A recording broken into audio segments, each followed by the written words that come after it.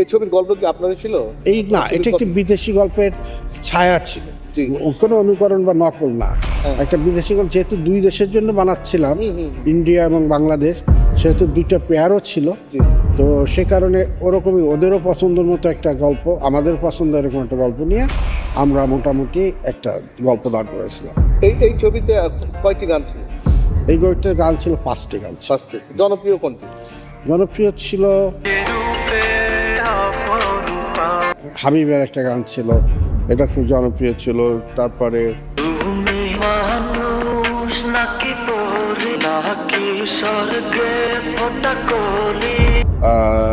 তুমি মানুষ নাকি পড়ি, এরকম একটা গান গাইছিল হৃদয় খান, এটাও খুব জনপ্রিয় হয়েছিল।